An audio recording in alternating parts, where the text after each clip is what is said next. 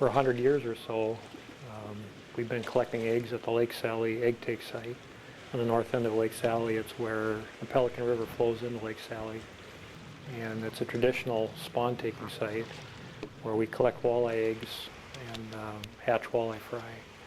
We've got a seasonal walleye hatchery on the location, and so each year, in the spring of the year, usually about the first week of April or so, we'll set up a walleye trap and intercept the walleyes that would normally be swimming Pelican River to spawn.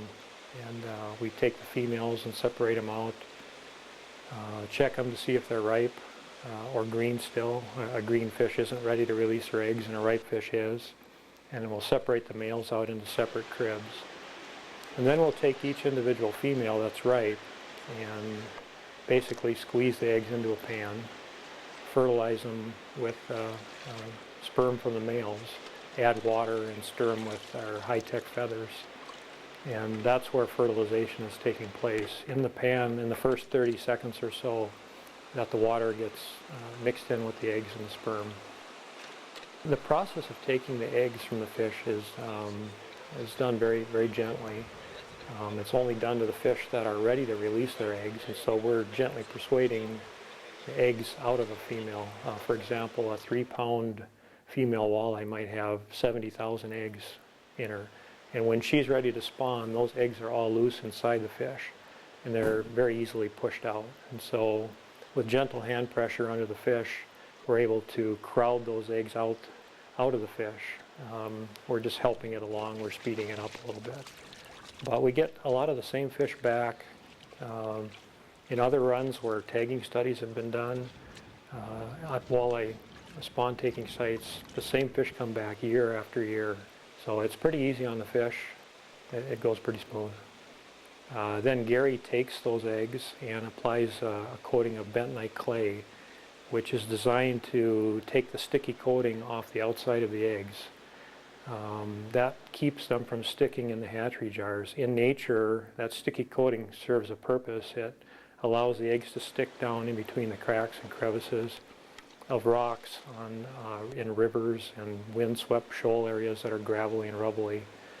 But in the hatchery, we really don't want those eggs to stick together because they stick to themselves and they can't get enough oxygen, or the waste products can't be washed away and they suffocate and get fungus and die.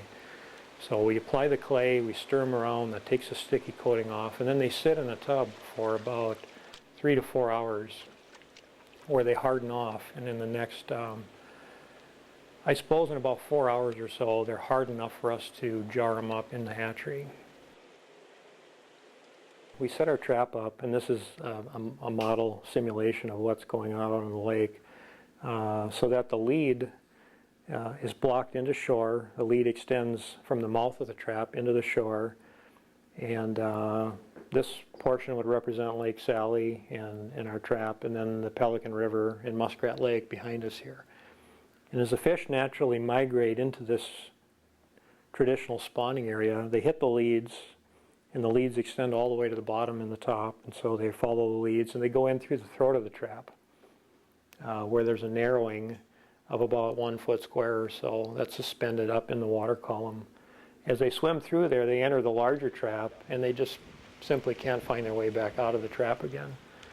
And so there they are in the morning when we come to work the trap.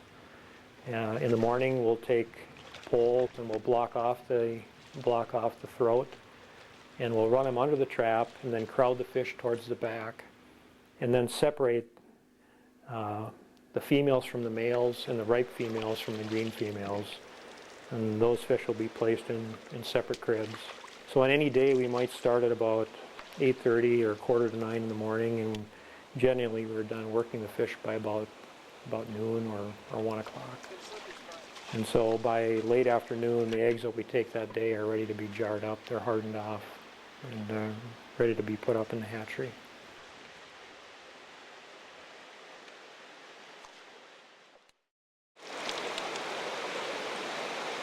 We took 345 quarts, or that's our quota for this year. That'll be about 42 million walleye eggs. And so that's what we've got put up in the hatchery right now, is about 42 million walleye eggs. And of those We had about almost just shy of 80% hatch rate on them, which is pretty good. Normally, we see anywhere from 65 to 75% hatch on those walleye eggs that we take. A fish's strategy is to produce huge numbers of eggs and young so that a few will survive. And the mortality on these fry is quite high, but that's normal. That's a normal situation. They're not like deer or other mammals that produce a few young and take care of them. They produce lots of young in hopes that a few will make it through, all the while knowing that there's going to be a lot of mortality out there. And so even though the numbers that are going to die are high, that's the whole strategy, is to produce those fish in numbers so that a few will survive. And it's a successful strategy. It does work. On the lakes that we don't stock, that have natural walleye populations, those populations are generally a lot higher than the lakes that we do stock fish in. They're probably better suited for walleyes overall, and they've got good walleye spawning habitat, and they produce really good numbers of walleyes. So even though you might have a very, very small percentage of them surviving, that's the strategy: produce numbers so that a few will make it. And so this year we were a little better than average. We got some things worked out in the hatchery, some bugs, and things went pretty well. We actually had a pretty good success rate this year of hatching. Of those, we'll stock about 15 million and about 10 million in area rearing ponds. When they hatch out is fry in about 7 to 15 days or so.